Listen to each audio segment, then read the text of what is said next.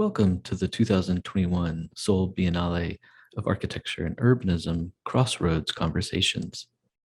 Hosted by Choon Choi and Jeffrey S. Nesbit, Crossroads Conversations expands upon the Guest Cities Forum and provides a more intimate setting to examine pressing questions centered around design discourse, environmental research, and the status of our profession.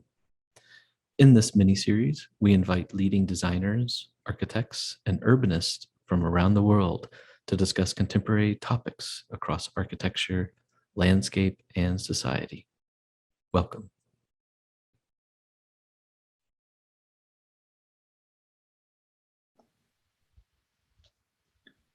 Hello, welcome to our Crossroads conversation, the fourth installation. Our guest tonight is Chat, or Chatpong Chuenrudeemol from Chat Architects. I'm going to introduce him briefly.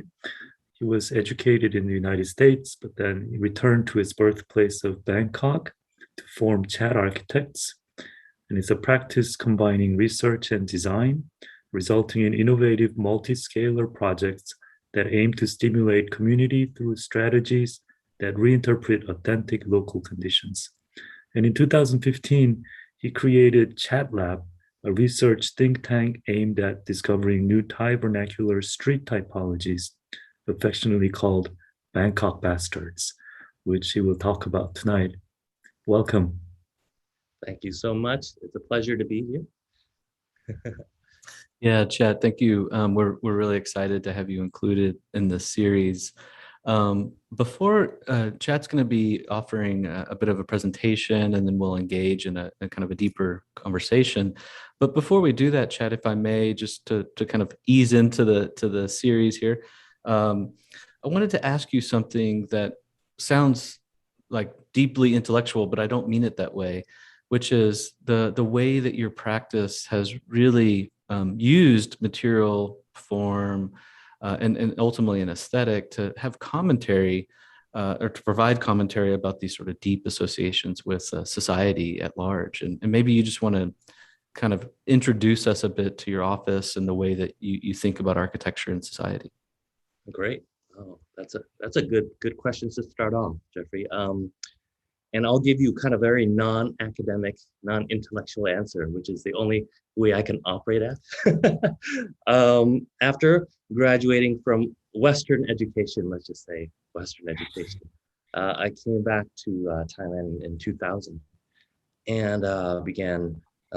teaching and practicing. But I was not very happy with the things I was producing. I'm embarrassed about my parents' house, the first house I ever did, where I tried to use every single trick I learned at Berkeley and at Harvard in one house. And it just came out and it was detached from the local environment. I was just not in a good place in terms of how my work was relating to my local environment. And that's when I start to look at things I normally overlook, and many people overlook, things I call Bangkok Bastards. So they're very simple, local vernacular that I see every day when I go out my front door on the streets that were wonderful. You know, those things you take a picture of and you probably post on Facebook and Instagram and they're quirky, but nobody really ever studies them critically. Those were the things that I think saved my life, saved my career in my own mind and set me on a path to something that I thought was meaningful to me. So indirectly, I guess it kind of gave me an insight into a local culture through the lens of architecture. Right, and a lot of that culture is described in the city and in the environment without the architect, most often. Yes. And so it's a form of translation, I would imagine. Yes. The things that I study, the architects don't exist. Basically, these things are created by normal, non-design people. For everyday life, which is kind of the freshness of it. Yeah. And all that research sort of led to the latest project on exhibit at the Seoul Biennale this year called Angsila, the digital Shantytown, and the Mangrove Urbanism. Did I get that correctly? Yeah. yeah, the name in itself, even though similar to Bangkok bastards, right? They're two words, sure, alliteration, but then they're two words that don't really mix. Like Bangkok is a kind of a global urbanism, but bastards is not something so high end. Similarly to mangroves, you don't associate with an urbanism, as well as digital shantytowns, like a high tech slum. Exactly. So Yeah. I always work in contradictions because, to me, Bangkok is full of contradiction. Southeast Asia is full of contradictions. You can say Asian urbanism is full of contradictions. So it creeps into the way I title the work as well. Perhaps capital economy and society are contradictions in and of themselves. Right. That's right. Yeah, very Right. good. Well, would you Excited, like to launch into the first portion of Sure. your lecture? I'd be happy to. So I'll share a screen right now. So I'll be presenting a mix of skipping back to research and design, because that's the way our office works. It isn't a linear process where I go research something, pull it out and throw it into the next project. It's taken me like 5-6 years to accumulate enough knowledge to really be able to pick and choose the proper elements to introduce into a design. So let's start off. I'm going to show you the bridge boat bastard to kind of introduce you to the things that are around me. Okay. This is a canal on the outskirts of Bangkok, about 40-minute drive. So you see these two vernacular long-tail boats on a canal, parked parallel. And now a boat has just crossed in front of them. So now the man in the yellow has to create a bridge so that pedestrians can cross the other side. What he's done is he hacked two vernacular boats, and this kind of homemade pulley system pulls one boat to the other side, essentially transforming these two boats into a bridge. So these are the wonderful creative strategies. They're not even forms. There's no new form, but there are these hacks, adaptations, improvisations, many times that really inspire me. So what we do, on top of recording and photographing it, we draw the hell out of them. We not only draw, we survey dimension very accurately, and we make drawings like this where we not only show the relationships of the subjects, but also the context. It's so important to me that these drawings aren't clean as we're taught in school. There's color, there's texture. I draw garbage, I draw floating weaves, I draw corrugated, because it's all of this whole context is a part of the design, part of the research. This section shows how once the boat are pulled together, the boat operator knows to give enough slack to the red rope so that when another canal boat passes, the rope doesn't get entangled in the propeller. These drawings are done all by interns, not by professionals, interns that work with us, undergraduates mostly. So this particular great intern went and studied and drew all the major connections of this ingenious homemade pulley system, right? So this is what we do. These are the things that inspire us. And I call these subjects Bangkok bastards. It's an affectionate term. The reason I call them Bangkok bastards, Bangkok's because I love working in Bangkok. I don't have a desire to work outside of Bangkok. I don't need international projects. Even if there are some, I'll accept them, but I love working in Bangkok. It's my lab. Bastards, the explanation for bastards is this. So what a bastard is basically an offspring who may know his or her mother, but doesn't know the father. So it's basically a person with no credibility, no history, and bastard is also used as kind of a put down, right? So it's not a very nice thing to call you. So when you think of a bastard person and you think of a bastard building or architecture, A bastard architecture to me is something that has no history, no lineage, no credibility, and most people look down upon it. But I start to understand that bastards is actually a hybrid, a mix, a crossbreed of many different things, and that's its wonderful nature. That's the things that I study here I'll call Bangkok bastards. It's basically, it's a research of everyday architecture created by everyday people to solve everyday problems in the capital of Thailand. And one of the most the things that I've spent a lot of time on is one of the first subjects, which is the construction worker house, which you see in front of you. I'm not sure if in Korea, if this happens, but construction workers in Thailand actually live on the job site, semi-legally. That's very commonplace in Southeast Asia, actually. So what happens is the construction workers are actually building this high-rise condominium that you see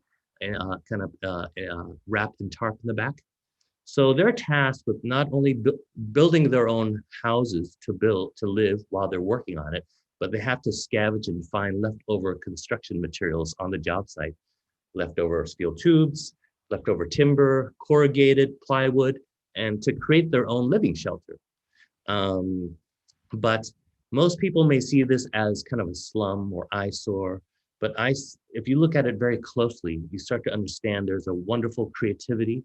a logic, and adaptability to these creations. The rooms that you see that the construction workers live in, these corrugated rooms, are very small, they're uncomfortable, they're claustrophobic, they're hot, right? But the workers don't usually spend most of their time in the rooms anyway. What makes this work is this element I call the scaffolding, right? This veranda space that wraps the structure. The scaffolding that becomes a multi-purpose space that's kind of buffer zone between sun and rain, but also becomes a multi-purpose communal area where they cook, they eat, they wash clothes, they hang laundry, they get drunk, they socialize. So once you understand that these two major components are what the construction workers are working with, you start to see how they play with them and adapt them. So this is another construction worker house on the other side of the job site. This one's near a canal. And here you see how the scaffolding element has been hacked and transformed to create a double roof. So you see up here, the double roof that protects falling debris from the high rise. So here you see a secondary plywood roof, kind of a protective helmet that protects the corrugated thin metal sheet roof at the bottom. If it didn't have this plywood roof, nails and bolts would go straight through into the room below. Once you understand that there's these two major components, the construction workers can adapt and multiply them. So here you see core scaffolding, core scaffolding, core. It turns into a construction worker camp, a larger housing. So this is kind of the beauty of this particular Bangkok bastard. I've studied many bastards. Another interesting one that plays a part in this story is a research subject I coined the curtain sex motel. So this is kind of usually an unspoken typology that most people outside Bangkok don't know about, but locals know about it, but they won't talk about it because of the naughty activities that happen inside. As you can see, I think it's quite a beautiful kind of late 60s modern piece of architecture, no? It's got the kind of Corbusian brise-soleil that blocks the sun, right? But if you look closely, there are hardly any windows behind this beautiful brise-soleil. So it's not really doing any sun blocking. It's actually a psychological mask that this nameless designer actually put up so that this building remains nameless and inconspicuous to protect the privacy of the guests that come in. So a typical guest would be, I don't want to make generalizations, but an elderly gentleman or an elderly gentlewoman would come in a car with dark tinted windows, usually with a friend sitting next to him or her, and usually not the spouse. So they would come in their car, they'd drive through this tunnel, and all curtain sex motels have tunnels, right? Some tunnels are quite scary and long that lead you to an inner void. And the tunnel opens up and lets you out into this internal alleyway. And once you drive into this internal alleyway, a parking attendant will usher you into your own particular parking spot. So as you drive into your parking spot, there's a guest suite at the end of the parking spot where you can go in and do your activity, whatever it might be, playing cards or whatever. The attendant closes his curtains, and then you have complete privacy. You can take 4 or 5 hours, even 30 minutes. Once the client is done, he or she backs out of the parking spot, and there's a secret exit to the side alley that the clientele can leave, so that he or she doesn't have to leave from the entrance that he or she came in because the spouse may be waiting there. So here's a little diagram that shows this unique sequence where you're going through the tunnel, you go in, park, you do your activity, and then you leave and make a quick escape. So I've surveyed countless curtain sex motels, not because I'm so interested in the activity, but because the architecture and the story it tells is so interesting. And all of them have their particular tunnels that lead the automobile inside. And they're always named in these cute and innocuous names, like the Bountiful Curtain Motel. And this one is called the KT, or the Cute Times Curtain Motel. The last one is the Eternal Happiness Curtain Motel. So these are the researches that I've done. And this one particular gentleman, his name is Papa Tony, was kind enough, he's actually a curtain sex motel developer, a mogul, if you will. So he's the one who allowed me to go in to research the first motel that I showed you, the Picnic Hotel. And over the years, we've had a long relationship. It was understood that I would be able to actually renovate that first curtain motel that I showed you, but things happened, it didn't happen. That beautiful building was demolished. But 5 years later, Papa Tony called me and said, Chat, I've bought another curtain sex motel. Would you like to renovate it? So my dreams came true. And this is the kind of the before photo of the Friendship Curtain Motel that I would renovate and turn into the Samsen Street Hotel, which I'll be telling you about. So this curtain motel has a standard tunnel that you access, right? As you go through, it has a standard void or the internal courtyard. It's a little bit kind of compact, not as spacious as the first one I showed you, but it will serve the purpose of creating this great outdoor room for the hotel. One of the critical problems in renovating a curtain sex motel is the unusually small and compact rooms, about 3.5 meters by 4 meters. They're so small and compact because activities are so short and compact. People don't use them much except for their quick romantic interlude. So the mandate that the owner, Papa Tony, gave me was that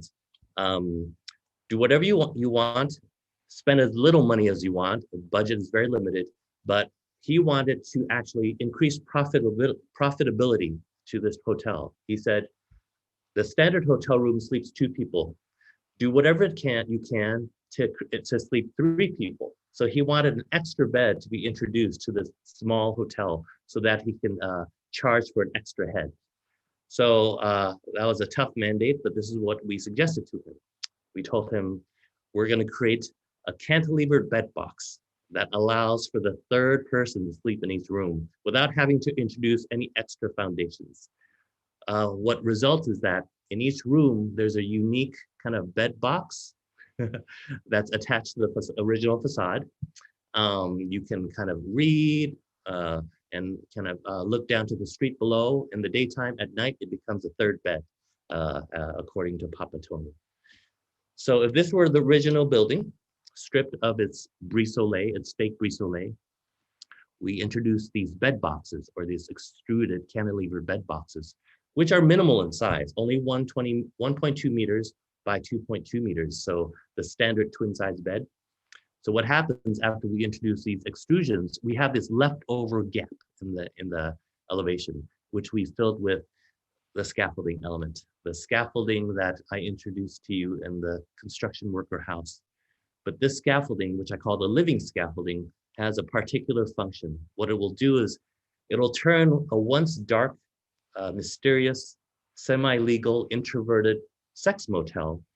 and transform it inside out, turn it into a lively, extroverted street hotel that will hopefully re-energize kind of a dilapidated neighborhood that once used to be a red light district. So the scaffolding is composed of 3 scaffolding components: the porch, the alley, and the outdoor theater. Each tasked with creating a new communal activity. So the soy or the alley, the first element, is actually solves a very mundane problem that we see a lot in Bangkok and Thailand. I always have developers asked to design the elevation of an apartment or a condominium, and they always say, "Chat, please put in a balcony because, you know, foreigners love balconies and it's a beautiful that for the elevation," right? But as everybody in kind of developing cities know, that nobody ever goes out to the balcony because it's dusty and hot and rainy. So what happens with a balcony in Bangkok is it becomes a housing for electrical conduits, drainage pipes, and certainly the air condenser. The problem that arises with all these MEP units in the balconies is that when you have a problem, the repairman has to go through your room in order to service your air condenser. Everybody's experienced that. What this particular vertical alley scaffolding does, it allows repairmen to actually access all the MEP units without having to go through the interior rooms. But it has a surprise public amenity that I'll show you later. So this is kind of the alley that allows repairmen to snake through and service air condensers and drainage pipes. This is from the northwest corner. You see the kind of the service stair. And at the northeast corner, another bastard that we kind of hybridized the DNA. This is a kind of a compact stair that allows servicemen to go from the ground level up to the second floor. It's actually a kind of a bastard version of this particular stair. It's a stair you see in every gas station in Thailand. It's a stair that attendants use to change the light bulbs in the canopy that floats above the gas station. So we've kind of, this is its distant cousin. The second scaffolding element is what I call the porch. Basically, it's kind of a covered canopy that makes the use of a very neglected area in our city, which is a 6-meter setback between the building and the sidewalk or the property line. Usually in Bangkok, whether it's usually private property, at the edge of the property, owners usually erect a 3-meter high concrete blank wall because they don't want trespassers. But that particular wall kills our city, in my opinion. So we're not going to erect our wall to separate our building from the city. So we're connecting the city with this porch element that becomes seating for and dining for the hotel guests where they can meet the pedestrians. Again, Papa Tony, the owner, is a big player in developing the concept of the porch. So this is the owner, Papa Tony, in 2018 on the left. On the right is a photo of Papa Tony in 1963 when he was 23 years old. He kind of built himself, he's a self-made man, built himself up as a street vendor. So he sold Thai iced coffee, eventually collecting enough money to buy himself a taxi, became a taxi driver, and eventually working his way into owning and operating tailor shops and eventually curtain motels. So this particular story is very important because the street right adjacent to the existing site is full of street vendors, our neighbors. This is Brother Chicken, or Pikai, his nickname, and his armada of Thai sausages, which he prepares every day. So what Papa Tony and we have done is we've tried to create a new business model for the hotel so that for breakfast or lunch, Papa Tony would send his guests out, not to the hotel's dining room, but out to have street food, to have Thai waffle or Thai custard, kind of a normal, typical Thai breakfast. And in that way, they share a business. They rebrand the hotel as a street hotel by incorporating the street life into the whole package. In essence, it's a way of distributing income to the locals as well. So it's a symbiotic relationship. On top of that, about 5 years ago, the Thai military government issued a ban on street food vendors. So even where I'm living right now, you hardly see any street food vendors, push carts on the streets, because the government is trying to, quote unquote, clean up the streets, similarly to the Singapore model, which is a shame, because if you really understand street food in Thailand, you understand that the nomadic nature of street food vendors roaming and looking for customers is so essential to their livelihood. They can't be stationary, and they can't be picked apart and put in a distant food court where they have no money to rent a taxi or truck to take their carts there. So this particular project will actually help solve this problem, because that porch element is filled with mobile furniture, right, for hotel guests. Mobile stools, folding tables, folding chairs. They also become plug-in stations for neighboring food vendors to come and plug in and not be persecuted by the local police and officials. Another important aspect of this project is that we're trying to explain that architecture in Bangkok doesn't only consist of walls and floors and roofs. Tables, chairs, stools, vendor carts, even planters, even these twinkling Christmas lights, which we call Phai Lat Damneun, are space makers. Informal boundary space makers that I think Westerners don't know much, aren't that acquainted with, but in the streets of Thailand, these are very much architecture to us, and we want to use these tools to create a new type of space. So this is a photo of the opening night of the Samsen Street Hotel, and here Brother Chicken is selling his sausages in front of the hotel. Another one of the food vendors, Sister Tip, is actually rolled into the plug-in station, so she can actually sell her food without being kind of harassed. And remember what I told you about the vertical alley where you service air condensers? At night, it turns into a vertical stage where the hotel can put on street concerts and performances for the neighborhood. So I'll have a small little clip to show you from the opening night.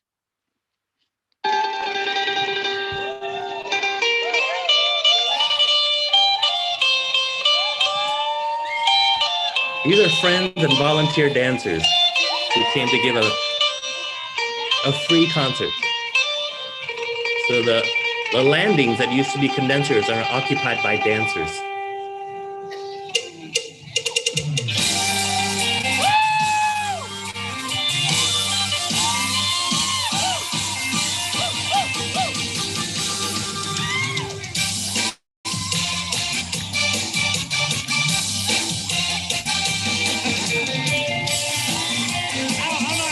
And all the while, neighbors,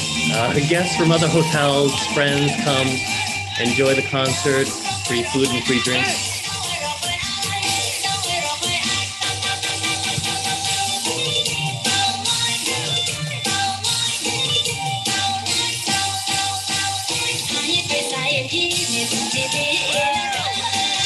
So that's a little taste for you. The hotel still maintains the original tunnel,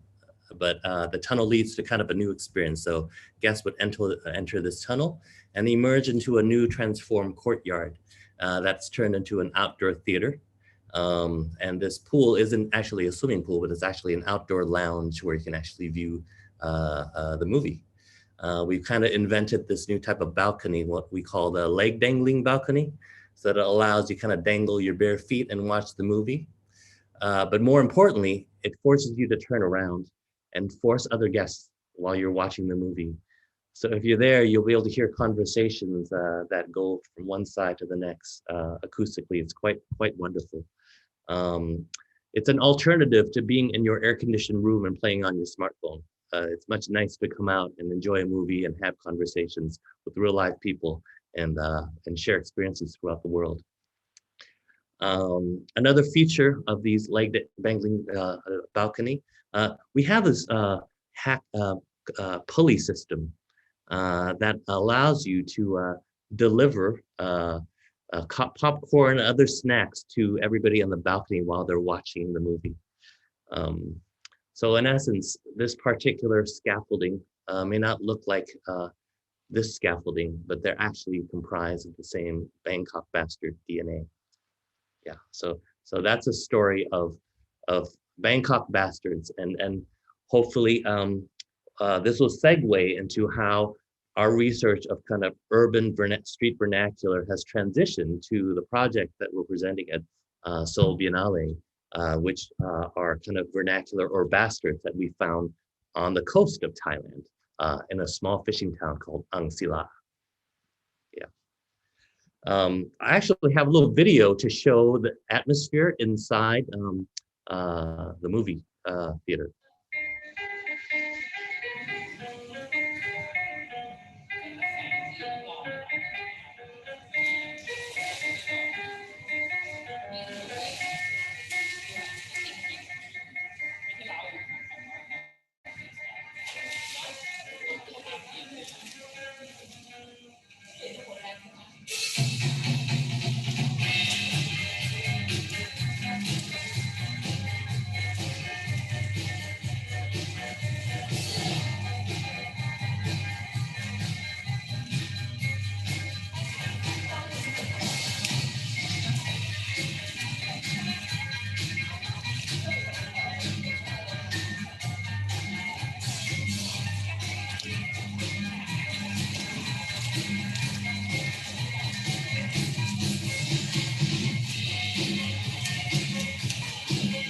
Just a little snippet of that.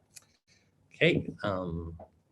so again, yeah, this will hopefully segue into the research that we've done on the coast of Thailand, moving from kind of urban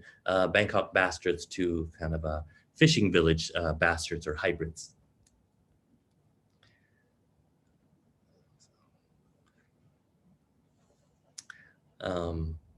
Segue. Well, do you want to just go straight into the Angsila video maybe before we start talking? Sure. So how should we do that? Should I open the video from the Seoul Biennale thing? Yes, I think it'll be great. We can just see the first half of it maybe together. Okay. All right. So I'll go to. Okay. Let me find Seoul Biennale first.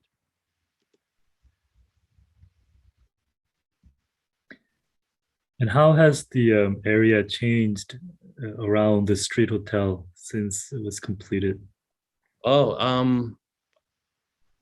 more activity, more customers coming in. Safety has actually improved because that building used to be abandoned and full of drug dealers and sketchy people. Once the hotel came in, crime went down. Also because of, I just found out, because of the lighting of the hotel, especially at night, kind of thwarted away a lot of the crime as well. So it isn't just program, but actually the presence of people and activity kind of improved this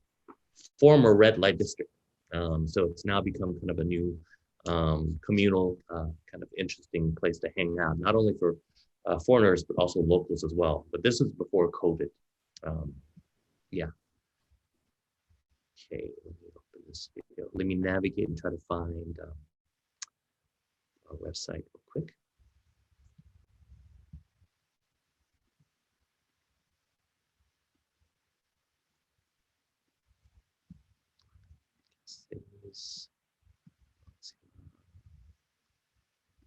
Okay, so I'll share screen right now.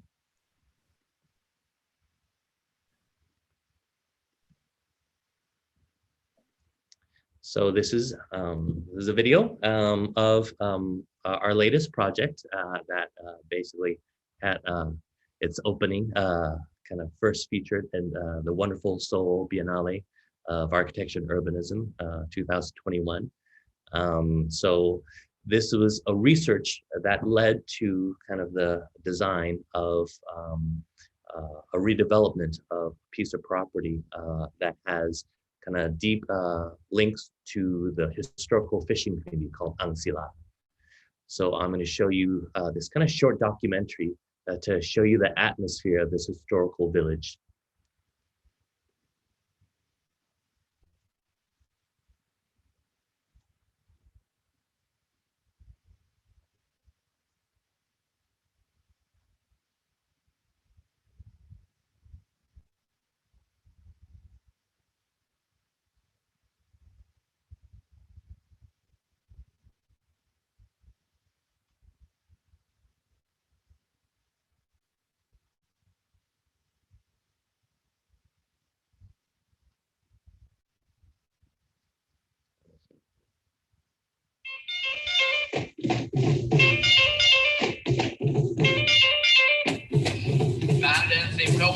จัดกันเราก็จัดงานกันประจำปีเป็นสถาปนิกแล้วก็เป็นอาจารย์สอนด้วยแล้วก็เป็นนักวิจัยผมชอบศึกษาวัฒนธรรมวิถีชีวิตของชุมชนต่างๆก่อนที่เราจะทำงานออกแบบอะไรต่างๆผมคิดว่าสิ่งเป้าหมายที่สำคัญในการทำโครงการใหม่ๆอะไรก็ตามที่คือทำความเข้าใจกับเพื่อนบ้านรอบด้าน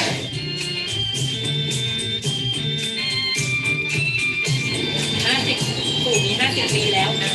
ทำไปต่อทั้งวันสนุกไหมตั้งเงิน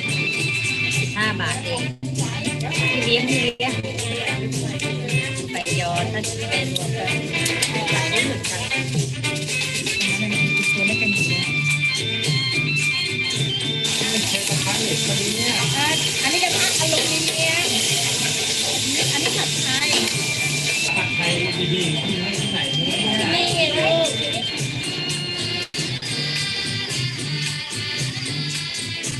ไม่ร้อยเราเป็นเนื้อใสเน้นเนื้อเล่นมากกว่า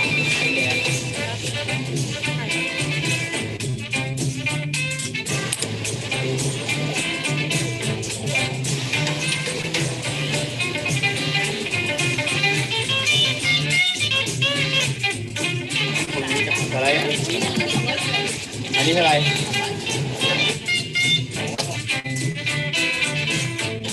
สวยมากไอ้ทองไป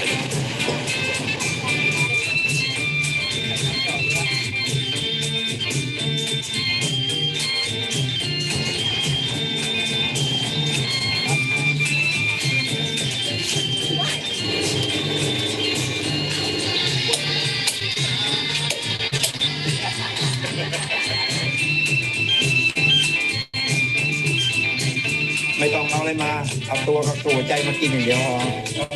บางคนเอาไปไอ้ดูปั๊บไงบางทีเอาดูไปไทยอะไร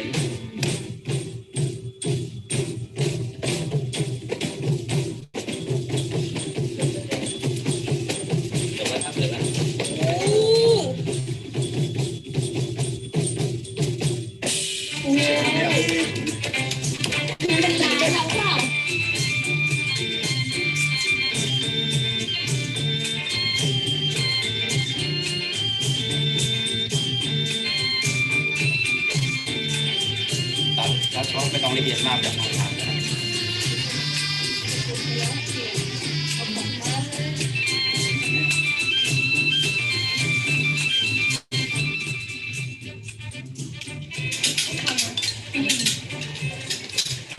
มีแกงคั่วปูทะเล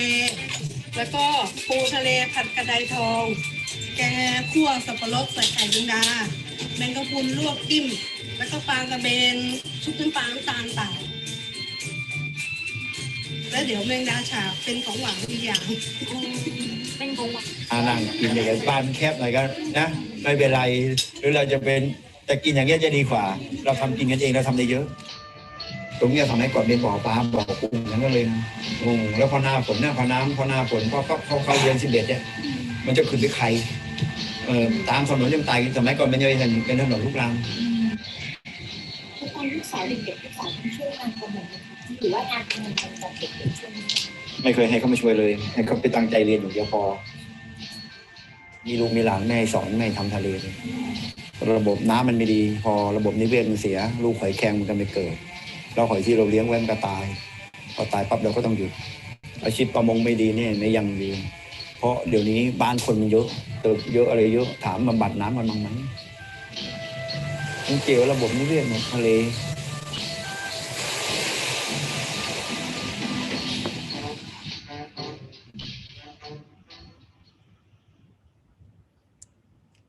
So that's kind of a synopsis and a kind of the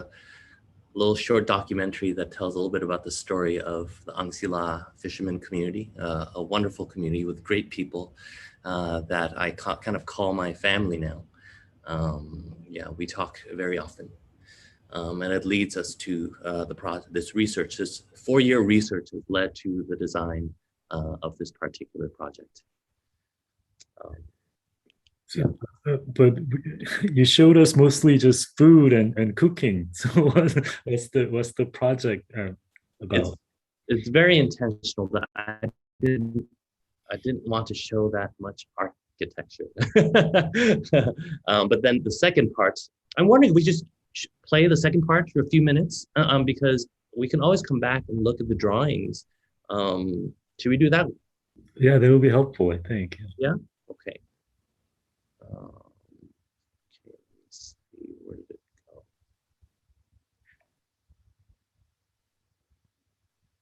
Oops, sorry.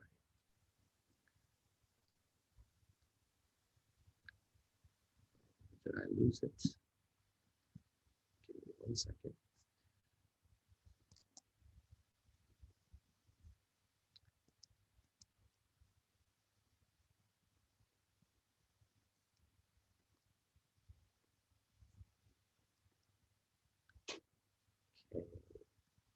ปัญหาที่เกิดขึ้นในอังศิลาไม่ใช่ปัญหาที่เกิดขึ้นในเมืองไทย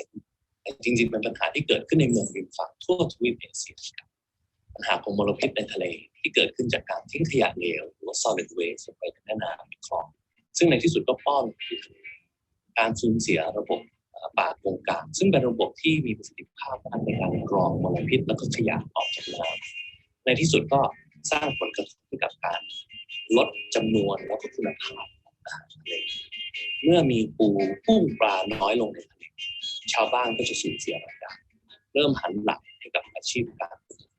ในที่สุดเราก็ต้องเริ่มตั้งคำถามว่าเราจะปกป้องการสูญเสียวัฒนธรรมและภูมิปัญญาของชุมชนชาวประมงอ่างศิลาได้อย่างไรซึ่งก็เชื่อมไปกับการรักษาสภาพหรือสุขภาพระบบนิเวศท้องทะเลและพื้นที่ริมฝั่งของชลบุรีแต่ในขณะเดียวกันประชากรของชลบุรีก็เติบโตอย่างรวดเร็ว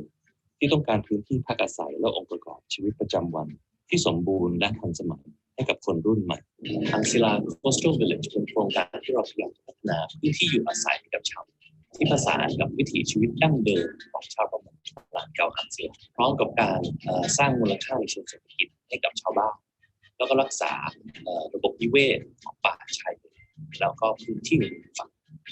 อังศิลา Coastal Village ประกอบด้วย6ส่วนบล็อกบ่อโกงกลางบล็อกสวนโกงกลางบล็อกอนุบาลปูบล็อกสวนตกปลาบล็อกพิพิธภัณฑ์ป่าโกงกลางสุดท้ายคือเมืองกระชังหอยกลางทะเลในบล็อกสวนโกงกลางและบล็อกบ่อโกงกลางเราพยายามจะสร้างพื้นที่พักอาศัยที่ยืดหยุ่นให้กับคนที่หลากหลายมากแม้ว่าจะเป็นคนโสดทำงานครอบครัวเล็กครอบครัวใหญ่แม้แต่ครอบครัวที่เป็น extended family ที่มีพื้นที่สำหรับญาติรายใหญ่ก็ตามอีกสิ่งหนึ่งที่พิเศษสำหรับโครงการนี้ก็คืออาคารได้ยกขึ้นหรือว่าเขย่งขาเพื่อจะให้สาธารณชนหรือแขกที่อยู่ภายในก็ได้สามารถเดินทะลุได้เพื่อจะไปเจอคอร์ทยาร์ดพื้นที่สีเขียวกลางมันจะเป็นครั้งแรกที่เราพยายามจะทำคอนโดที่ไม่ใช่ใครสร้างรั้วรอบล้อมกีดกันในฝนเข้าแต่จะเป็นพื้นที่ที่สามารถเปิดรับให้สาธารณชนเข้ามา enjoy พื้นที่สีเขียวกลางในบล็อกอนุบาลปูจะเป็นพื้นที่ที่มาจากคอนเซ็ปต์ของชาวประมงโดยเฉพาะนะครับส่วนแรกก็จะเป็นหอพักสำหรับชาวประมงที่ทำงานในโครงการ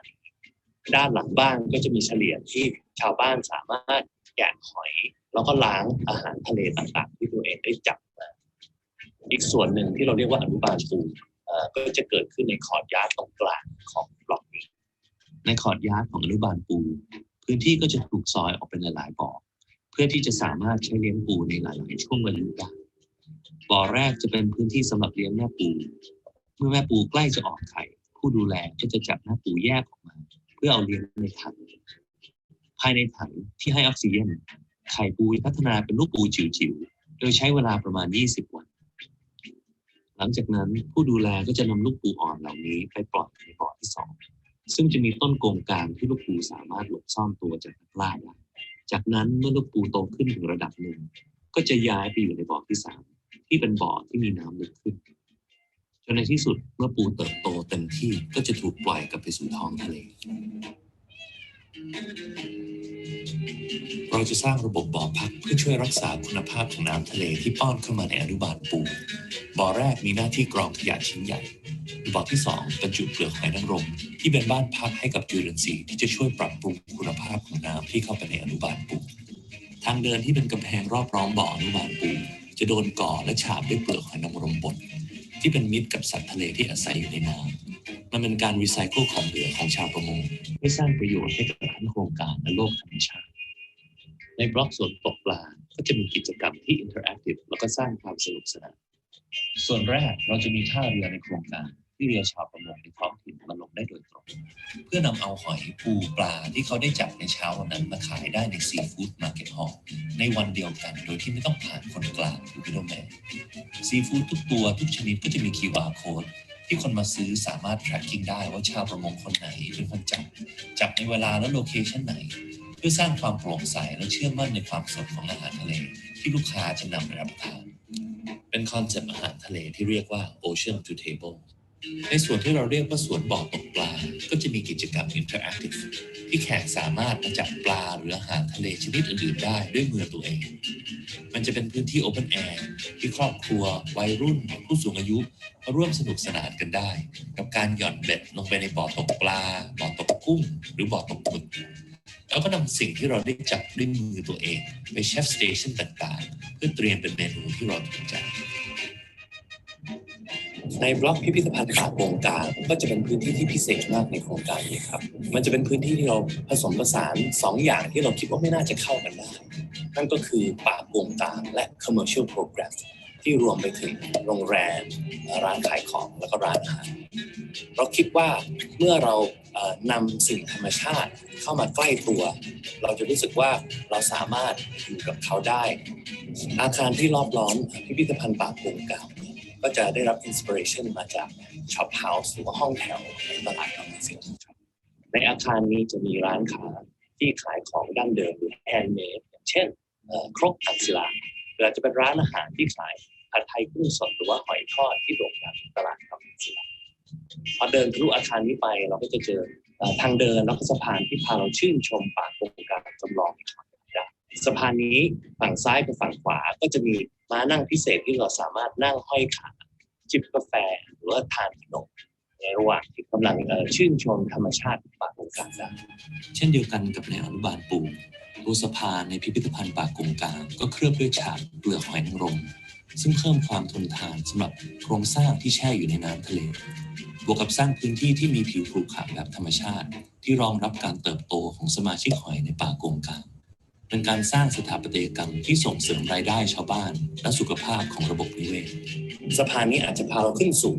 เพื่อที่จะไปดูยอดต้นของป่าโกงกลางข้างใต้สะพานนี้ก็จะเป็นอาคารเล็กๆที่มีพื้นที่ปรับอากาศสำหรับผู้สูงอายุหรือว่าเด็กที่อาจจะร้อนบางเวลาสะพานนี้ก็ดิ่งลงมาในพื้นกลายมาเป็นแกลเลอรี่ที่สามารถชื่นชมสัตว์เล็กสัตว์น้อยที่อาศัยอยู่ในรากอากาศหรือว่าในดินของป่าโกงกลางในที่สุดสะพานนี้ก็จะขึ้นยอดสูงเพื่อที่จะพาแขกขึ้นไปชื่นชมวิวของทะเลอังศิลาอาคารที่ติดริมทะเลที่อยู่ในบล็อกพิพิธภัณฑ์ป่าโกงกลางก็จะเป็นโรงแรมที่เราเรียกว่า Jellyfish Hotel หรือว่าโรงแรมแมงกะพรุนโรงแรมแมงกะพรุนได้รับอิทธิพลมาจากบ้านแมงกะพรุนซึ่งเป็นอาคารดั้งเดิมที่ชาวบ้านได้สร้างขึ้นมาในตลาดเก่าอังศิลามันจะเป็นอาคารเป็นบ้านไม้ที่ยกใต้ถุนด้านล่างก็จะเป็นบ่อ ปูนที่ชาวประมงสามารถเอาแมงกะพรุนมาดองได้แล้วก็จะมีบันไดที่สามารถปีนขึ้นไปอยู่หอพักที่อยู่เหนือบ่อแมงกะพรุนได้เราก็เลยเอาคอนเซ็ปต์นี้มาสร้าง Jellyfish Hotel แบบใหม่ที่ยกระดับของห้องพักสูงขึ้นไปบนท้องฟ้าเพื่อจะได้เสพวิวทะเลได้ข้างใต้ก็จะเป็นใต้ถุนที่เป็นร้านอาหารที่แขกนอกสามารถเข้ามาทานอาหารเที่ยงหรืออาหารเย็นได้ในบ้านในกรุงอังศิลาก็จะมีสิ่งที่ชาวบ้านได้สร้างขึ้นมาคิดขึ้นมาเองที่เรียกว่าแชร์สแต็กมันจะเป็นบันไดที่สามารถมีฟังก์ชันหลายอย่างได้ทำหน้าที่เป็นที่นั่งเพื่อที่ชาวบ้านสามารถถักแถวอวดได้หรือจะเป็นสเต็ปสตูที่สามารถเดินข้ามเพื่อจะลงที่บ่อแมงกะพรุนหรือเป็นบันไดลิงที่ปีนขึ้นเป็นหอพักข้างบนได้ขณะเดียวกันในโรงแรมเราก็จะมีแชร์สแต็กแขกก็สามารถลงมาจากห้องพักของตัวเองได้มาที่ฝั่งที่อยู่ใต้ท้องของตัวโรงแรมห้องโรงแรมของเขาแล้วเขาก็สามารถทานอาหารที่พรีแพร์โดยแม่บ้านหรือว่าเชฟที่อาศัยอยู่ที่หมู่บ้านอังศิลาได้เลยห้องพักที่หันหน้าไปทางทะเลมีบันไดพิเศษที่พาแขกเดินลงมาเก็บหอยแครงได้กับชาวประมงในช่วงเวลาที่น้ำทะเลลดลงพอน้ำทะเลขึ้นแขกสามารถลงบันไดมาเพื่อไปขึ้นเรือชาวประมงไปท่องเที่ยวทะเลอังศิลาระหว่างทางแขกจะได้ทำความรู้จักกับโครงการชาวประมงเก็บขยะกลางทะเลหรือว่าซีซาเล็งซึ่งจะเป็นไปได้จากการพัฒนาระบบ GPS แบบใหม่ที่ช่วยชาวประมงหาขยะใต้ท้องทะเลอย่างเช่นแหอวนที่โดนทอดทิ้งจากนั้นเรือก็จะพาแขกไปจุดปลายทางเป็นสิ่งมหัศจรรย์กลางทะเลจากระยะไกลจะดูเหมือนมีไม้จิ้มฟันนับเป็นพันโผล่ขึ้นมาจากผิวทะเลมันคือกระชังไม้ไผ่ที่เลี้ยงหอยแมงผู้และหอยนางรมที่ชาวบ้านได้สร้างขึ้นมาเหมือนเป็นเมืองกลางทะเลเป็นพื้นที่ที่มหัศจรรย์และน้อยคนได้เคยเห็นและสัมผัสมาก่อนเราสามารถเรียนรู้วิธีชาวประมงเลี้ยงหอยนางรมแล้วก็หอยแมงผู้ในกระชังหอยกลางทะเลได้แขกสามารถลงจากเรือแล้วก็เดินขึ้นแรมเพื่อจะไปเลือกแล้วก็เก็บหอยนางรมของตัวเองได้เพื่อที่จะนำไปให้เชฟที่รออยู่เฉลียงกลางทะเลพรีแพร์เป็นเมนูพิเศษมันจะเป็นคอนเซ็ปต์ Ocean to Table Dining อย่างแท้จริงเมื่อแขกได้เลือกแล้วก็เก็บอาหารทะเลด้วยมือของตัวเองแล้วก็นั่งรับประทานกลางมหาสมุทรโครงการอังศิลา Coastal Village เราพยายามจะพิสูจน์ว่าเมืองสมัยใหม่ริมฝั่งไม่จำเป็นจะต้องมีแต่เทคโนโลยีล้ำโลกหรือว่าทฤษฎีสูงส่งในการสร้างเมืองแบบนี้จริงๆพื้นฐานของโครงการนี้มาจากภูมิปัญญาของชาวบ้านชาวประมงอังศิลาที่เข้าใจทะเลป่าโกงกางระบบนิเวศอย่างลึกซึ้งมากแล้วก็นำความรู้อันนี้มาประกอบชีวิตประจำวันหวังว่าโครงการนี้จะชี้แนะในหนทางใหม่ที่ผสมผสานวิธีใหม่เทคโนโลยีแล้วก็องค์ความรู้ดั้งเดิมเพื่อจะมาสร้างคอมมูนิตี้ที่สมบูรณ์และเหมาะสมสำหรับรองรับปัญหาที่เกิดขึ้นในโลกทุกวัน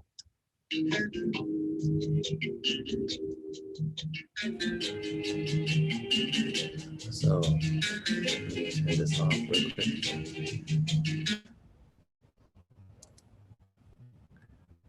Okay. Yeah, that was a little bit kind of a synopsis. If we edit this out, I feel like it's a little bit long.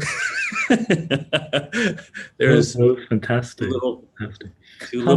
How many years did you have between the street hotel and the Angsila project? It opened. The street hotel opened in 2019. We started doing it in 2017. Angsila came right around 2019, 2020. But then the design has gone through about 8 iterations. This latest one was just a year old. Yeah. But these two projects did overlap a little bit. Yeah. It did overlap a little bit. Well, Chat, thank you so much for sharing the work, and I want to encourage those that are listening to go and watch the video and learn more about the projects. It's super exciting work. I guess just to launch into a little bit of a discussion, it's just a comment perhaps, which is that I really find it difficult in a good way. I find it difficult to divide the research and the architecture? It seems like they're kind of the same thing. Like the architecture all of a sudden becomes a practice of research. And I don't know if you want to reflect on that a bit, or share more about how you think of those, because you started today's conversation with the fact that you don't throw out the research after the architecture is completed. And I'm just curious, and maybe this kind of bounces off of what Choon's suggesting, which is this kind of rolling body of knowledge that you're actually building about culture. Right. Yeah, I'm glad you brought up that point, because it's struggling. I'm learning as I go, because you're always kind of second guessing yourself to make sure you're not kind of pulling things out and putting things in superficially. But sometimes it happens naturally, because it's a conversation where I do the research and I'm doing it with the community members. We have discussions about the chair stair or the jellyfish house, and then discussions lead to a new typology, and we talk about guests and visitors and their way of fishing. So it becomes kind of a part of the conversation, and if they're okay with it and we talk about it, it kind of naturally evolves into something that's a collaborative between the two of us. And importantly, it gives them a sense of empowerment that they actually contribute to the architecture. Mm-hmm. It's not where, okay, I have these ideas and I'm going to get an architect and he's going to come up with his own ideas, but they're super excited and especially energized when they feel that there's a DNA of them in the final design and that they have authorship. I mean, I imagine that takes a lot of time. And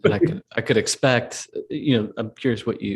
your experience has been, but to enter into these communities, and I'm curious how the residents are they immediately hesitant or kind of curious as to what this fellow chat wants from us, right, kind of thing, and how do you play that out in the community discussions? That's really important, because as we all know, I've experienced a backlash of designers, academics coming in and want to do good for the community. And 99.9% of the time, it's about an architect going in and building this cool structure out of found materials, taking these quick photographs, and then they're on the cover of this magazine, and then they're gone, right? They're gone. And whatever they built within a month is slowly disintegrates or pieces stolen. That happens so often that I'm very aware of that. So that's actually why maybe the first half of the documentary isn't about architecture. I wanted to see I want to talk about food with them and see how that leads to this particular project without going in with an intention of building something for them as well. And just to clarify this project, the design portion is actually happening on a site adjacent to the historic community with a private client. But then we're at a point right now where that's going to happen. But then I'm now, just within this 2 weeks, now engaging directly with the fisherman community to actually build the scaffolding in Uncle Jun's own piece of ocean. So there are parallel projects that are going on, because there's kind of a private incentive, but then there's also a public project that I work directly with the community. So there's kind of a balance in that, and so we'll see. But it was never the intention of going in there to build something. I've done a lot of community projects where I went in and tried to help them cut trees that were entangled in their power lines. I didn't build any buildings. So, and they can tell too, if an architect goes in with ulterior motives, like I want to get something built. So I always go in with trying to help, even if it's not about architecture first. Yeah. Also, this research in Angsila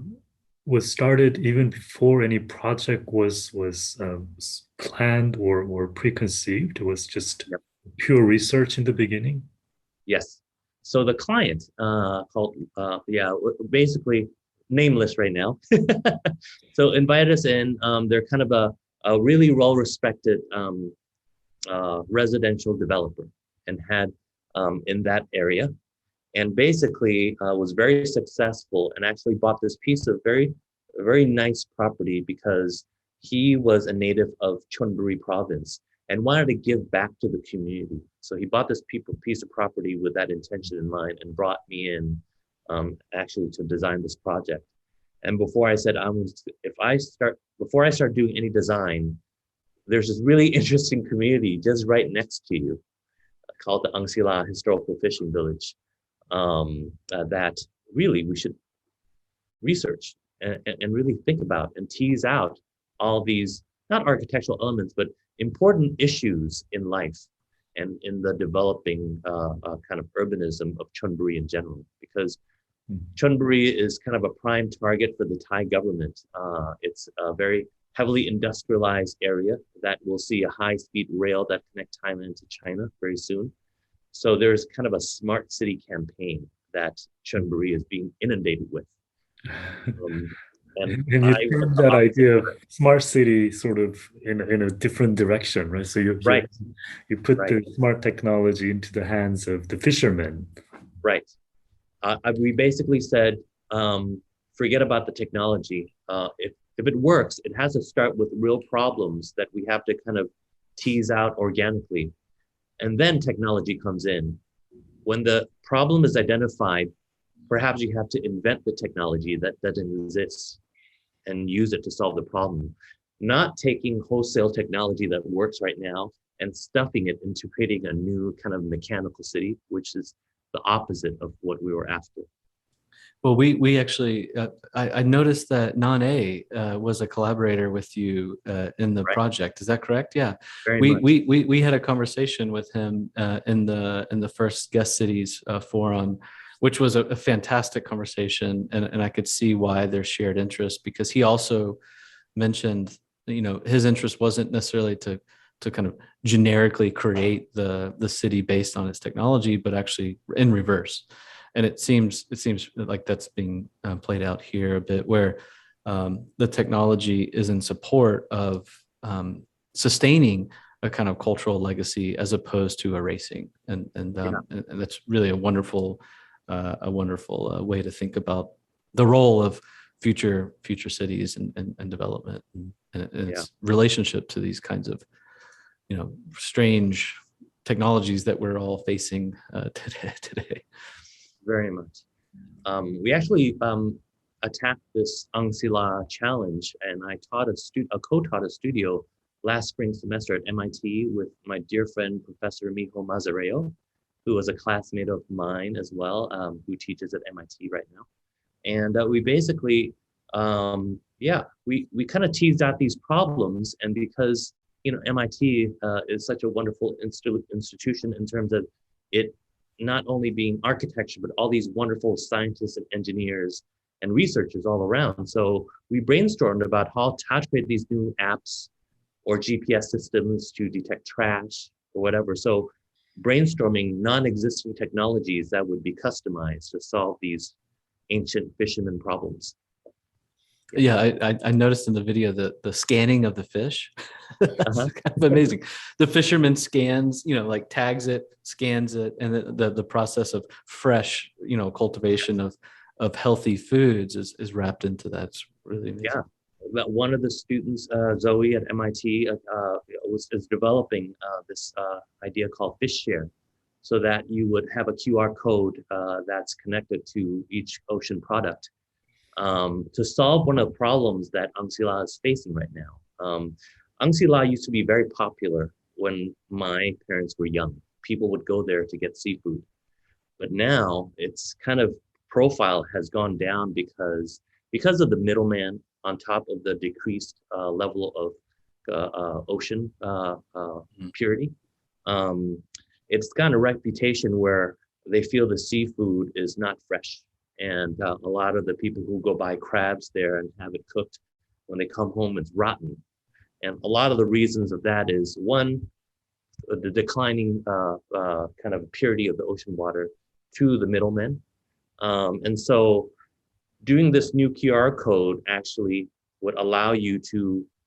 ensure the freshness. So rebrand seafood and try to get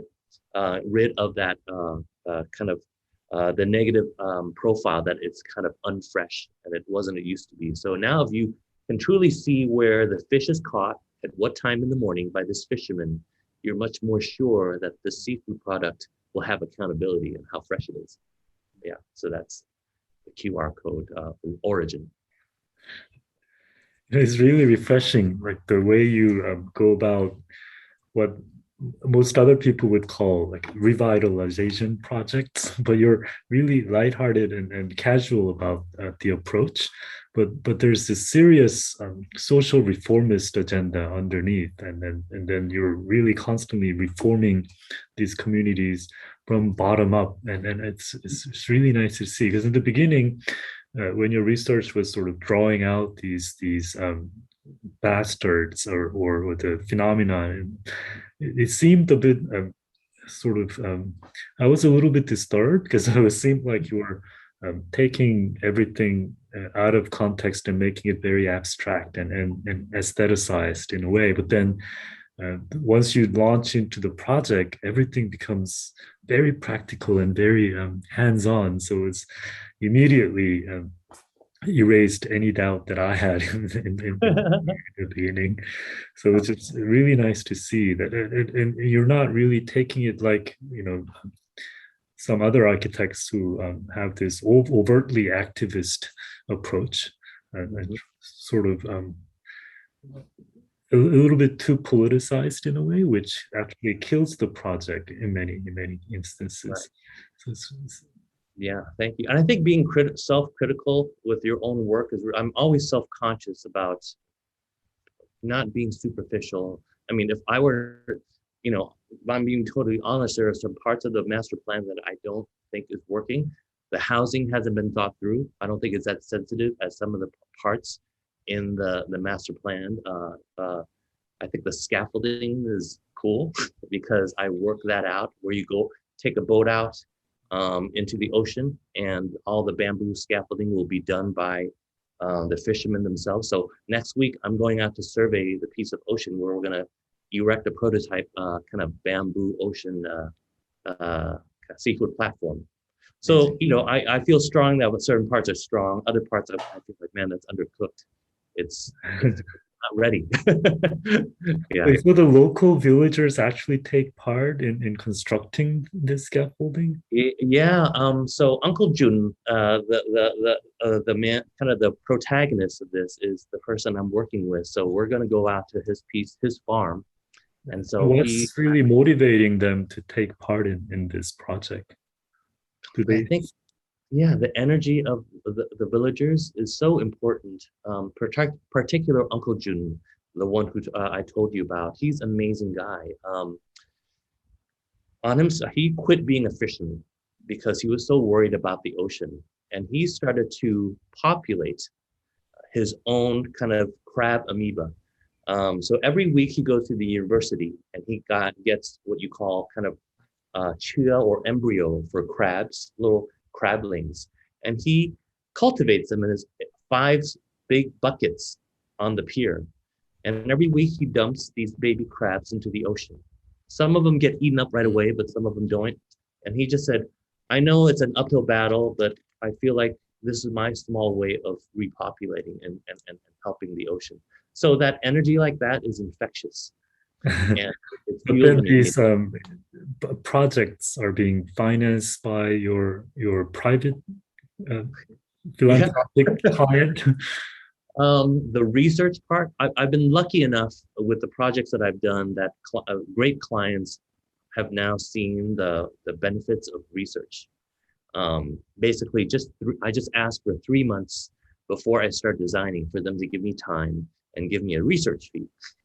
so that I can delve deeper into the project. For me, that's one of my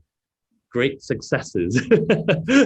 Not making money, but actually convincing that you need an incubation period before a project starts to really know your context, especially in Asia, where there's very little documentation of site. I mean, we don't have like NOLI plans. You can't even record Asian urbanism in NOLI plans. So we have to start from scratch, right? So we can't a lot of our projects, because of time constraints, because of the pace of the world, you get hired, you got to produce a scheme within the next time we meet, man. I mean, so I want to fight that, because that's just going to produce all these zombie cities in Asia that look all the same, because we don't have time to delve deep and find the bastards in all of us. Well, what I really appreciate, Chad, about the work is that in across the projects, we see research and we see the resistance to the fetishization of the wrong. You know, like the bastard. You're not fetishizing about the bastard because to sort of make a point about the city. You're using it as an opportunity to, as Choon said, to reform social activities in these places, like we saw with the food carts. You know, and there's the same problem in Seoul with the pojang matchas that have been like completely removed from the city, and we all wonder what happened to the pojang matcha. And it's through it's almost like you're using architecture as a way to regenerate, you're using the research as a way to make architecture about future research labs. In other words, like the crab pools that migrate and cultivate back into the ocean, that's continuing an effort of ecological research. And so the way, you know, I think that's what's so nice. And you know, obviously you are a super kind-hearted person. Your work is similar in nature, and the architecture, in my eyes, is a kind of way to continue research without being a moment, as you said, a static object that then, you know, disintegrates after 20 years. Yeah, thank you. I think the thing that you know, when I first began the stat, I would say it was kind of romanticization of oh, there's a beauty in kind of the messiness of the construction worker house, let's say. But then as I start to research more and go through that kind of superficial reading, I start to understand they're poor, they're forced to live in cramped quarters, mostly. Mm-hmm. That forces them to come out of the cramped quarters to live in public spaces like sidewalks, streets, corridors. That's significant because it's about moving they spend more time in the public realm, right? There's a better sense of community because they don't have a lot of interior spaces. So that was an important lesson in that I tried to move beyond just, okay, the tectonics of the slum, but actually there's always a lesson in public space and communal gatherings in all the bastards. So subconsciously, all my projects is about erasing the boundary between inside and outside, private and public, whether it's the stage elevation that gives concerts of the hotel to the street, or the porch where mobile furniture colonizes the streets. That subconsciously came out because, oh, we need a better public sphere, because currently our privatization of shopping malls, gated communities is separating private from public, physically and socially. So these bastards have a larger social lesson in terms of public life to teach us as well. Yeah, I mean, perhaps part of the challenge is elevating the quality of life for the laborers while hoping to stimulate and incubate new forms of economy. And I think those tensions are always challenging, because often they're not equal, they're not parallel. Right. And it comes at a time, it's a unique time right now because of COVID too. We have a different attitude towards tourism now, don't we? We can't rely on tourism anymore. It's like before COVID, tourism, like in Thailand, that's the thing that's going to save Thailand, man. We want tourists to come, and it's our answer to solving poverty and creating income, and you know. But now, tourism can't be relied on anymore. Right? Is there an active discussion in Thailand right now about moving away from tourism as the primary source of revenue? We're forced to, because right now it's not generating any income, and everything now we see that Bangkok or Thailand especially is so based. It's kind of gross national income on tourism, and now that it's gone because of COVID, we have nothing left. So now we're forced to look at, let's see if there are other alternatives to saving the fish community other than bringing in tourists. Right. Let's look at maybe improving the health of the ocean, increasing the livelihood of a community, that maybe if just making a community that's healthy in itself without attracting tourists, maybe that's not so important, right? Maybe protecting economies like you did with the food carts. It's kind of a similar approach. Yeah. It's like providing common collective space in creative ways to perhaps not even create new economies, but to stimulate existing ones. Yeah, exactly. To see the value of these existing economies are pretty great, but I mean they're not a multi-million baht or won industry, but you don't really need that to create a sustainable, resilient community, right? Wow, that's really interesting. Well, as a way of wrapping up, maybe we can hear your thoughts maybe on food, because I think the presence of food happens to be sort of a constant in your projects, and I guess it's a vital ingredient for your success of your projects. So. Yeah, that's a good observation, Charlie. I hadn't even thought about that. I think food is a big part in Asian culture, and especially in Thailand too. Maybe because my mind is always on food, and I feel like I'm always looking. As an architect, more and more I'm looking at other lenses to view architecture, whether it's food, humor, culture. I think you could see in particular food is kind of a vehicle here. But as you can see how food leads to ecology and kind of a way of life. And I think it's just I like having a lens that's not design based through which to kind of empower architecture. It reminds me of this quote from our instructor, Charlie. I don't know if you had Darryl Fields. Well, he was teaching there, but he said, basically, it's great to have a thesis that has nothing to do with architecture. Only through lenses that have nothing to do with architecture can you empower architecture, right? If you just view architecture through the lens of an architect, there's no impact. There's no global impact. You're just kind of in your own little circle. But if you view architecture through food,